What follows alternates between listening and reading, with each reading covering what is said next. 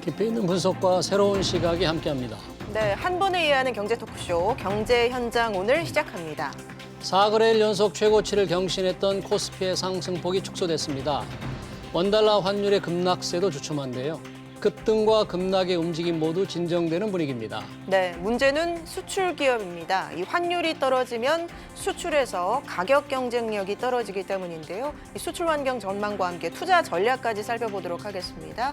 시청자 여러분 궁금하신 점 유튜브 실시간 댓글을 통해서 많이 참여해 주시고요. 두 분과 함께하겠습니다. 강인수 숙명여대 교수, 황세훈 자본시장연구원 연구위원 자리하셨습니다. 어서 오십시오. 네, 안녕하세요. 황 의원님, 자 오늘 환율 그동안에 굉장히 가파르게 떨어지다가 오늘은 좀 주춤한데 네네.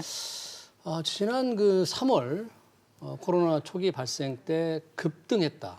지금 그렇습니다. 어느 정도 지금 환율 떨어져 있는 건가요? 지금 이제 가장 많이 환율이 올라갔을 때가 1,280원이었고요. 오늘 이제 아마 1,080원 근처에서 마무리가 되지 않을까 그렇게 예상이 되고 있거든요. 예. 지금 1,082원, 1,083원 여기서 이제 왔다 갔다 하는 그런 모습들이 나타나고 있는데 고점 대비로 봤을 때 1,280원이 지난 3월에 형성되었던 고점입니다. 지금 1,080원 근처까지 떨어졌으니까 약 20% 정도, 15.5% 정도 지금 떨어진 거고요. 예. 금액 기준으로 봤을 때는 200원 정도 지금 환율이 하락한 상태죠. 원화가 상당 부분 이제 가치가 상당히 올라갔다라고 볼 수가 있는 것이고요. 오늘은 이제 약간 하락폭이 지난 3거래일에 비해서는 적습니다. 지난주 수, 목, 금 사흘 동안 무려 22.5원이나 이제 환율이 떨어졌었거든요. 굉장히 가파른 속도로 환율이 떨어졌었는데 오늘은 이제 조금 속도 조절이 나타나는 모양새이고요. 그리고 워낙 가파르게 떨어졌기 때문에 이제 계속해서 그 정도의 이제 가파른 하락세가 유지되기는 조금 어렵다고 봐야겠죠. 그래서 이제 조정 장세 쪽으로 이제 전환되고 있다 이렇게 해석이 가능할 것 같습니다. 예. 네. 이 환율 하락에서 걱정되는 부분이 바로 수출 기업입니다. 수출 기업에 이게 어떤 악영향을 주길래 이렇게 우려가 큰 상황인 걸까요? 일단은 뭐 가격이 그 국제 통화로 통용되는 달러화로 표시한 우리 제품 가격이 비싸지기 때문에 수출이 좀 부정적인 영향을 받을 수밖에 없거든요. 그래서 그것 때문에 이제 우려를 많이 하는데 특히 이제 중소기업들 같은 경우에는 뾰족한 대안이 없거든요. 예. 환율이 이런 식으로 워낙 강세가 되는 데 있어서 그래서 대기업 같은 경우에는 이제 글로벌하게 생산하는 것도 많고 또 원부자재 해외에서 조달하는 부분도 상당히 있기 때문에 환율이 원화가 강세가 되는 거가 뭐 수입 측면에서 보면 좀 더 싸게 사올 수 있는 부분도 있기 때문에 뭐 예를 들면 뭐 국내 투자를 확대한다든가 이런 계획이 있는 기업 같은 경우에는 해외에서 들여다가 그런 경우에는 뭐 오히려 긍정적으로 작용할 수 있는 부분도 있어요. 근데 이제 문제는 수출을 많이 하는 중소기업들이 이제 뾰족한 대책이 좀 없어 보인다는 게 좀 문제인 것 같습니다. 그러면 중소 중견기업들의 걱정이 큰데 그 중소 중견기업들은 지금 환율이 지금 급격하게 떨어지고 있잖아요. 뭐 어느 정도까지를 뭐 견딜 수 있다 이런 수준을 지금 뭐 넘어서고 있습니까? 아니면 어떻습니까? 그거 뭐 지난주에 뭐 예. 무역협회에서 이렇게 조사한 자료가 있는데 서베이를 해보니까 그 선은 이미 무너졌습니다. 지난주 한 거로는 뭐 113원 언저리, 이렇게 1,130원 언저리 뭐 이렇게 네. 얘기한 기업들이 많았는데 그거보다 지금 많이 낮아졌기 때문에 뭐 그 선은 이제 내려갔는데 예. 사실 우리가 좀 조심스러운 거는 물론 이제 환율이 이렇게 원화가 강세가 되면은 원가도 그렇고 이제 제품 가격 경쟁이 떨어지는 게 부담이 되는 건 맞지만은 자칫 잘못하면 이제 이게 수출 기업들한테 네거티브 어떤 그 시그널을 줄 수도 있거든요. 예. 그러니까 수출 기업 같은 경우에 오히려 어떻게 보면은 뭐 금융권에서 대출을 좀 뭐 받을 필요가 있다든가 이럴 때 뭐 은행에서 대출을 꺼린다든가 뭐 이런 부정적인 효과도 있기 때문에 그걸 너무 이렇게 명시적으로 뭐 이 선이 무너지면은 뭐 도매금에 넘어간다 이렇게 얘기하는 거는 좀 사실은 바람직한 것 같지는 않고요. 이게 업종별로 차이가 많고 예. 그렇기 때문에 기업마다 좀 사정이 있고 전반적으로 부정적인 영향이 있는 거는 맞지만은 조금 조심스럽게 얘기할 필요가 있는 것 같습니다. 네. 황세훈 의원님, 이렇게 환율이 급락한 것은 뭐 미국에서 지금 달러가 워낙 약세이기 때문에 발생되는 것일 텐데 네네. 또 다른 어떤 몇 몇 가지 가지가 요인들로 있습니까? 나눠서 살펴볼 필요성이 있습니다. 이제 달러 공급 측면들이 있고요. 그다음에 위험 자산에 대한 선호도가 바뀌고 있다라는 측면도 굉장히 중요하게 작용하고 있죠. 그리고 예. 이제 상대적으로 중국과 한국의 경제 회복세가 미국보다 조금 더 뚜렷하게 나타나고 있거든요. 그리고 내년에도 이러한 경제 회복세의 차이는 계속해서 유지될 가능성들이 높다. 이렇게 되면 이제 위안화에 대한 선호도가 더 강해질 수밖에 없고요. 마찬가지로 원화에 대한 우리나라 원화는 또 요즘 들어서는 달러보다는 위안화에 더 강하게 연동이 되어 있거든요. 중국에 대한 경제 의존도가 워낙 높다 보니까 이제 이런 부분이 나타나는데 일단 미국의 재정 정책 그다음에 통화 정책을 보면 기본적으로 달러의 공급을 굉장히 계속해서 늘리고 있는 상황입니다. 지금 5차 경기 부양책 나온다고 그러잖아요. 예. 이 얘기는 결국은 국채를 찍어서 5차 경기 부양책을 실시를 한다는 얘기인데 그렇게 되면 달러가 추가로 더 공급된다라는 의미인 거고요. 네. 달러의 가치가 떨어질 수밖에 없는 구조인 거죠. 여기서는 이제 한 가지 원인을 찾을 수 있고요. 두 번째는 코로나19 백신에 대한 백신 개발 속도가 지금 빨라지고 있습니다. 그리고 네. 내년 하반기부터는 이제 접종도 빠른 속도로 늘어날 거라고 보고 있단 말이에요. 이렇게 되면 경기 회복세가 내년 하반기부터는 조금 더 뚜렷하게 나타날 가능성들이 높다. 그리고 경기가 회복되는 시점에서는 보통 위험 자산에 대한 선호도가 증가를 하게 됩니다. 위험 자산이라고 하면 보통 주식이 되죠. 예. 그리고 신흥국 자산들. 이제 우리나라가 뭐 신흥국이냐 선진국이냐 뭐 이런 논란은 있습니다만 아직까지는 그래도 신흥국으로 인식되는 경우들이 흔히 있기 때문에 신흥국 자산 내지는 신흥국 통화에 대한 선호도가 강해지거든요. 그렇기 때문에 또 이제 달러 약세로 가게 되는 거고요. 앞서도 말씀드렸듯이 중국과 한국 간에 그리고 이제 미국과 비교를 해봤을 때 상대적인 경제 회복세의 차이점 이런 것들이 결국은 통화의 강세로 연결될 수밖에 없기 때문에 이 세 가지 요인 정도가 달러화의 약세를 가져오는 중요한 원인으로 작용하고 있습니다. 예. 이 환율 하락세가 우리 수출 기업들의 복병으로 등장했는데 사실은 하반기 들어서 수출이 좀 회복세를 보이고 앞으로의 전망도 나쁘지 않았어요. 나쁘지 않습니다. 예. 그러니까 내년에도 뭐 수출 자체의 전망은 나쁘지 않은데 예. 이제 금액으로 따졌을 때 물량은 뭐 여전히 괜찮은데 단가가 낮아지니까 금액으로 따지면 좀 뭐 약간 부정적인 영향을 받을 수 있다 이런 걱정인데 예. 제가 지금 그 말씀하신 거에 뭐 전반적으로 동의는 하지만은 지금 우리나라 그 환율 움직임에 대해서 조금 뭐 한 6개월 내지는 길게 보면 1년 정도까지 놓고 보면은 예. 지금 같은 어떤 이렇게 급격하게 원화가 강세에 나타나는 현상은 지속되기는 좀 어렵다고 봅니다. 그러니까는 제일 중요한 게 이제 물론 아까 말씀하신 대로 이제 뭐 코로나를 얼마나 회복해서 글로벌 경기가 회복되느냐. 근데 그 부분은 사실 이제 백신들이 보급이 되고 있기 때문에 뭐 빠르면은 내년 상반기, 늦어도 내년 하반기 정도 되면은 어느 정도는 이제 보급이 될 거로 다들 보고 있잖아요. 그래서 지난주에 이제 OECD 같은 경우에 세계 경제 그 전망치를 성장률 전망치를 발표한 게 있는데 예. 글로벌하게는 한 4.3% 정도 내년에 금년에는 마이너스 4.3%인데 내년에 이제 기저효과도 있겠지만은 4.3% 정도 상승할 걸로 예상을 했는데 예. 문제는 우리나라를 어떻게 보느냐가 문제거든요. 우리나라 같은 경우에는 금년에는 마이너스 1.1% 정도로 예상을 했어요. 마이너스 1.1. OECD 네. 국가 중에서 제일 양호하다고 예. 지금 평가를 받고 있어서 뭐 기재부에서도 뭐 잘한 거 아니냐 이렇게 생각을 하는 것 같긴 한데 근데 이제 내년 전망치를 보면은 OECD는 조금 더 우리 걸 이제 하향 조정을 해서 상승을 하는데 한 2.8% 정도로 지금 상승을 했거든요. 예. 그럼 다른 나라들이 어떠냐라는 걸 보면은 미국도 3%를 훌쩍 넘게 지금, 뭐 유럽도 한 3.5% 넘게, 중국은 8%, 인도도 한 7.9%. 그러니까 지금은 금년에는 우리가 가장 선방을 했지만은 네. 물론 이제 낮게 떨어졌으니까 기저효과 때문에 올라가는 폭이 좀 덜 떨어졌으니까 덜 오르네요. 그런 것도 좀 있는데 그런 거보다도 이제 내년에 우리 경제에 이제 잠재해 있는 여러 가지 문제들이 코로나가 진정이 되고 나면 좀 불거질 가능성이 있거든요.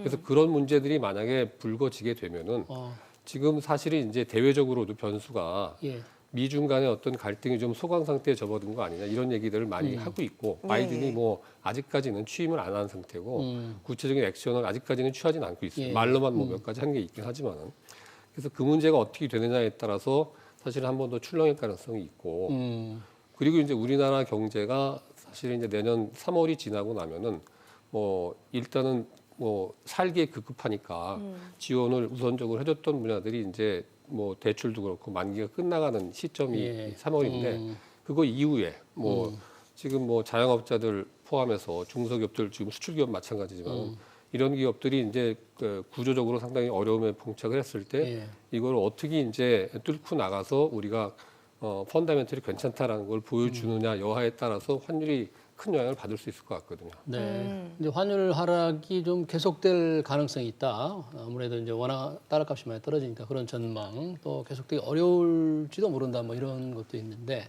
지금 이렇게 급락세에 대해서 중앙은행이나 정부가 조금 뭐 개입하고 있어서 좀 속도를 늦추는 그런 움직임은 혹시 있습니까?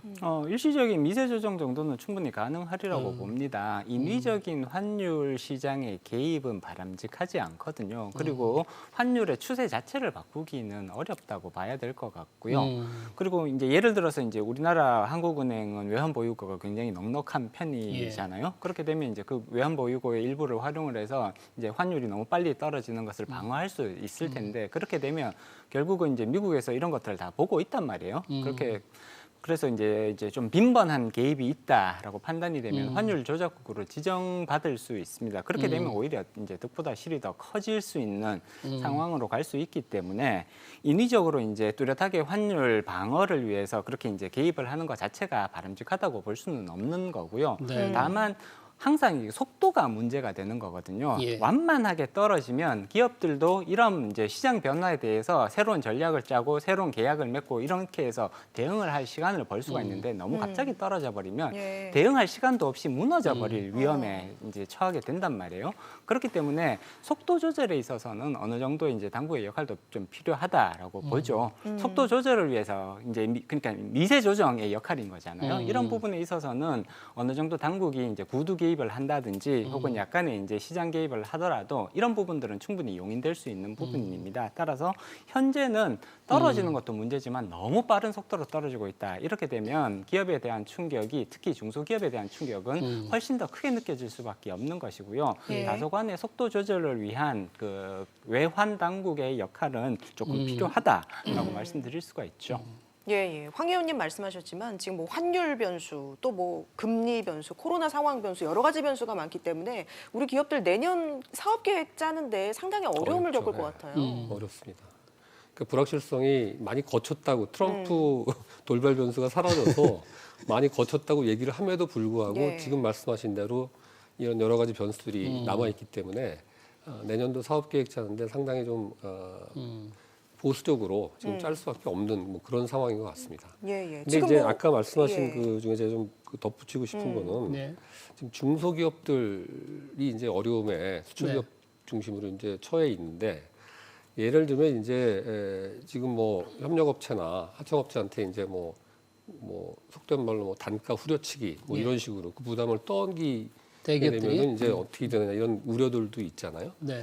근데 그게 이번에 사실 코로나를 겪으면서 우리 그 원청 업체들도 네. 인식이 좀 바뀌었을 거로 기대를 좀 해요. 그러니까는 어떻게 바뀌었나요? 우리가 이제 코로나 겪으면서 가장 큰 직접적으로 타격을 입혔던 거가 그 락다운한 거거든요. 경제 경제를 봉쇄. 봉쇄시켜 가지고서는 예. 교육도 안 되고 이렇게 생산활동 네네. 자체가 멎고 그러면서 이제 우리가 뭐 글로벌 밸류체인이라고 하는 것도 우리가 많이 구축이 돼 있지만은 단순히 어떤 그 이피션시 중심으로 싸게 해서 뭔가 이렇게 가격 경쟁력을 가지려고 하는 것 중심으로만 영업을 하다가 예. 보니까 안 되겠다는 거죠. 아주 중요한 것 중에 하나가 복원력이라고 하는 겁니다. 복원력. 뭔가 위기에 처했을 때 상황이 어려워지면 그 다음에 얼마나 빨리 이걸 회복할 수 있느냐 하는 이런 문제가 아주 중요한 그 아젠다로 지금 설정이 돼 있거든요. 그래서 그거는 기업들이 이제 글로벌하게 전략을 짤 때도 그렇고 앞으로는 많이 바뀔 거예요. 근데 그런 의미에서는 우리나라의 어떤 그 안정적인 어떤 그 협력 관계를 유지할 수 있는 기업들하고 이런 뭐 예를 들면 환율로 인해서 어려움을 겪었을 때 관계를 계속 유지하면서 예. 고통을 어느 정도 분담하는 거가 필요하다.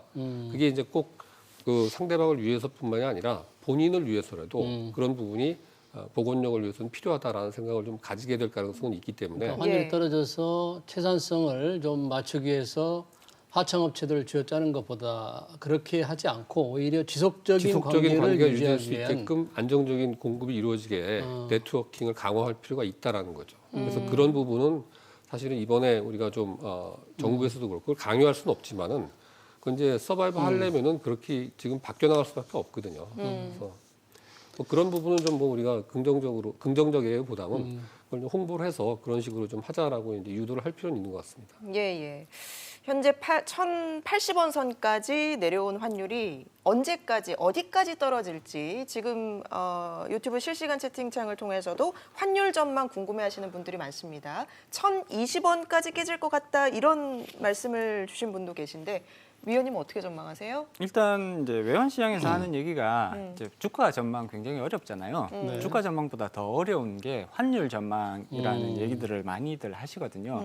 그만큼 이제 환율 같은 경우에는 사실은 경우에 따라서는 이 경제 이론과는 완전히 다른 방향으로 가버리는 경우들도 흔하게 발생하는 영역이라고 볼 수 있습니다. 네. 따라서 이제 그런 환율 전망을 하는 건 사실 대단히 조심스러울 수밖에 없는데 네. 현재 나와 있는 여러 가지 이제 자료들을 참고를 해봤을 때 일단은 1,150원대가 무너질 가능성까지는 염두에 두실 필요가 있을 것 같아요. 1,050원? 1,050원. 예, 네. 잘못 말씀드렸습니다. 1,050원대가 무너질 가능성은 충분히 염두에 있다. 두실 필요가 있을 것 같습니다. 거기에 대비하는 이제 자세가 필요하다라는 말씀은 드려야 할 것 같고요. 예. 지금 내년도에 이제 진행되는 그 이제 미국에서 이 재정 정책과 관련된 부분, 예. 그다음에 통화 정책은 큰 틀에서는 바뀌지 않을 것 같단 말이에요.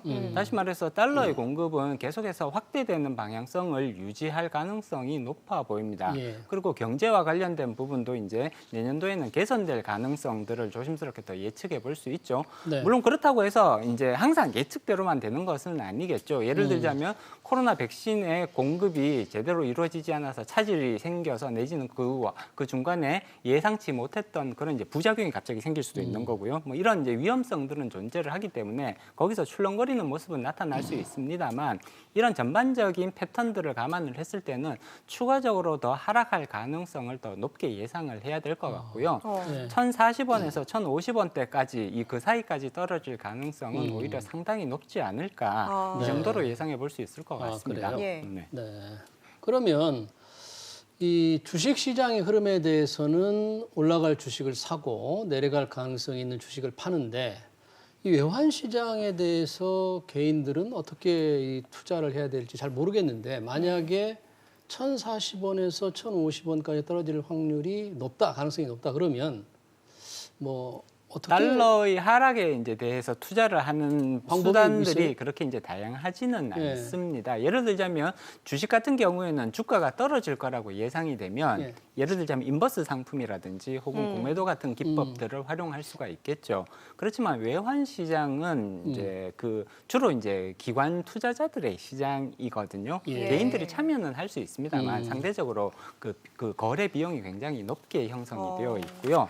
그리고 달러가 떨어질 거라고 예상될 때 그러면 이제 달러 인버스 상품이라든지 혹은 달러 공매도를 하셔야 되는데 이러한 뭐 상품들이 현실적으로 이용 가능하지가 않거든요. 개인들이 할 수 있는 것 같지는 않은데요. 그렇기 때문에 달러 하락에 투자할 수 있는 방법이 주식에 비해서는 사실 그렇게 다양하게 네. 마련되어 있지 못하다는 점은 이해하실 필요성이 있고요. 다만 현재 이제 1,080원 근처까지 떨어져 있고요. 추가적으로 더 떨어진다고 하더라도 사실은 이제 추가적인 하락의 폭이 그렇게 크지는 않을 것 같단 말이에요. 30원 내지는 40원 정도 추가적으로 더 하락할 수 있지 않을까라고 보는 건데 이렇게 된다면 이제 조금 더 기다렸다가 내지는 현재도 많이 떨어져 있으니까 현재의 상황에서 이제 달러에 대한 저가 매수 시점으로 활용하는 것도 충분히 고민해 볼 만한 사안이라고 볼 수가 있습니다. 네. 이전에 2010년부터 현재까지 한 10년의 기간 동안 평균적인 달러 환율, 그러니까 평균 달러 환율을 계산을 해보면 1,100원대 근처에서 지금 움직이고 있는 걸로 나오고 있거든요. 네. 그러니까 과거 10년의 평균 환율보다 지금 더 낮아져 있는 상태입니다. 그리고 조금 더 낮아질 수 있겠지만 그 폭은 크지 않을 수 있다라는 예. 점을 감안을 하면 오히려 저점이 가까워지고 있으니까 조금 더 기다렸다가 달러 매수로 활용할 수 있는 뭐 이런 전략도 충분히 고민해 볼 네, 수가 네. 있는 것이죠. 뭐 달러를 직접 사고 팔 수도 있지만 외국 주식을 사놓은 이른바 서학개미들은 지금 손실이 굉장히 클 텐데 그렇습니다. 그런 부분들은 어떻게 할 수 있는 방법이 없나요? 손실 일단 회피를? 현재와 같이 달러 약세가 추가적으로 더 진행될 가능성들이 높다면 당연히 달러 표시 자산보다는 원화 표시 자산이 더 유리하겠죠. 그리고 기존에 사두었던 달러 표시 자산에서는 이제 주가가 올라서 예. 예를 들자면 다우존스에 투자를 했다, 미국 주식에. 네. 그러면 이제 다우존스가 그동안 많이 올랐단 말이에요. 저점 대비로 봤을 때는 다우존스가 지금 60%가량 지금 상승을 한 상태입니다. 3월 저점 대비 60%가량 상승을 했는데 65% 왔다 갔다 하고 있거든요. 근데 그동안 환율은 어떻게 되었냐? 1280원에서 1080원까지 15.5%가 하락을 했습니다. 그러면 단순히 이제 요 케이스에 이제 빗대어 보면 65%의 수익이 났지만 15%의 환차 손이 발생했단 말이에요. 네. 그렇기 때문에 실질적으로 원화 환산 수익률을 계산을 해보면 오히려 50%, 실질적인 65%를 제대로 누리지 못하는 상황으로 가고 있단 말이죠. 그렇기 때문에 현재와 같이 이제 달러 약세가 이어지고 있는 구간에서는 주식에서 수익이 났다고 하더라도 여기서 이제 환차손이 이 주식 수익률을 갉아먹을 수밖에 없는 거고요. 그리고 추가적인 달러 표시 채권, 달러 표시 자산에 있어서는 조금 더 기다리는 자세가 필요하다고 볼 수 있습니다. 네, 그렇군요. 이 원달러 환율이 이렇게 급락을 하면 강 교수님, 보통의 경우에 이 자동차 회사들이 가장 원래 고통을 많이 호소를 그랬었죠. 했잖아요. 네. 요즘에는 현대자동차 원달러 하락 때문에 뭐 고생한다 이런 얘기를 잘 못 들은 것 같은데 어떻습니까? 타격이 뭐 없지는 않겠지만은 일단 그 글로벌하게 그 생산을 한국에서만 하는 게 아니기 때문에 환율이 이제 워낙 강세가 되더라도 예. 다른 데서 뭐 메이크업 할 수 있는 게 많고 또 이제 부품 같은 것들을 해외에서 조달하는 비중도 상당히 좀 많거든요. 예. 그러니까 그런 부분 같은 경우에는 원가가 싸게 지금 들어오는 거기 때문에 오히려 가격 경쟁력에 좀 도움이 될 수 있는 부분도 있어요. 그래서 네. 종합적으로 좀 평가를 해보면은 뭐 그렇게 예전은 대부분 다 국내에서 이제 조달을 하고 예, 생산해서 예. 팔았기 때문에 그때보다는 이제 원화 강세의 피해가 좀 적게 나타나는 거라고 볼 수 있죠. 네. 그러니까 이게 원달러 환율이 계속 떨어지면 보통의 과거에는 현대차 주가에 굉장히 악재였는데 그 현대차 주가가 뭐 계속 올라서 별로 안 떨어졌죠. 별로 안 떨어졌죠. 오늘은 조금 떨어졌습니다만 별로 안 떨어지고 오히려 계속 올랐지 않습니까? 더군다나 뭐 전기차 뭐 예. 플랫폼 같은 거 새로 많이 나가고 그래가지고서는 오히려 더 이제 뭔가 이제 구조 전환을 친환경적으로 해나가는 거 아니냐 그래가지고 주목을 좀 더 받고 있는 부분이 있는 것 같습니다. 예. 자, 이 바이든 대통령의 이제 취임 이후에 뭐 지금도 계속 그런 이제 당선자 시절이지만 이 글로벌 통상 질서에 따라서 이 달러 환율의 변화, 달러 가치의 움직임은 어떻게 예상을 합니까? 역시 계속 약세로 예상할 수밖에 없습니까? 그러니까 지금 말씀하신 대로 이제 지금 바이든이 원래 예. 그 민주당에서는 뭐 2조 2천억 달러 정도 부양책을 준비했었는데 공화당은 이제 뭐 5천억 달러인가 그래서 차이가 꽤 컸거든요. 근데 지금 타협안으로 나온 게 지금 한 9천억 달러 남짓하게 해서 안은 올라왔는데 그게 이제 그 정도라도 되면은 예. 일단은 뭐 달러가 많이 공급이 될 거기 때문에 달러와 약세가 당분간은 갈 거다라고 이제 대부분은 보는 것 같아요. 네. 그리고 이제 전체적으로 그 부분에 대해서 당분간은 그렇게 갈 것 같은데 제일 큰 이제 그 변수라고 할 수 있는 부분이 중국하고 관계를 어떻게 설정할 건가라는 네. 부분에서 달러와도 상당히 좀 영향을 받을 가능성이 있습니다. 네, 네.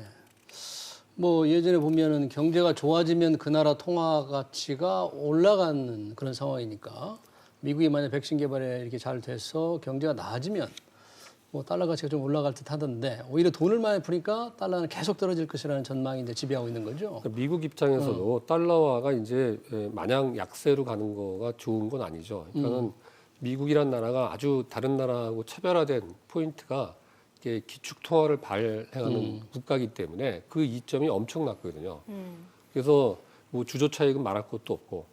근데 이제 지금 위안화가 예를 들면 국제화를 많이 추진했는데 네. 달러화가 계속 이렇게 약세로 갈 경우에는 미국 입장에서 보면 국제 통화로서의 어떤 그 입지가 흔들릴 가능성이 많이 있기 때문에 예. 그걸 그냥 무작정 이렇게 달러와 약세를 방조할 수는 없고 또 이제 문제는 달러와 약세가 이렇게 당분간 지속이 경기 회복을 위해서 된다 하더라도 이게 미국의 어떤 수출 증가하고 직결되는 결과가 나와야 되는데 이게 만약에 기대만큼 안 나오게 되면은 사실은 달러와 약세를 이렇게 계속 유지해 본들 예. 뭐 이게 뭔 도움이 네. 된다 이런 얘기가 나올 수 있거든요. 그래서 좀 두고 봐야 될 것 같아요. 중국하고 네. 관계도 그렇고 향후에 미국의 수출 그 무역 수지 같은 것들이 어떻게 바뀌나는 걸 좀 지켜봐야 될 것 같습니다.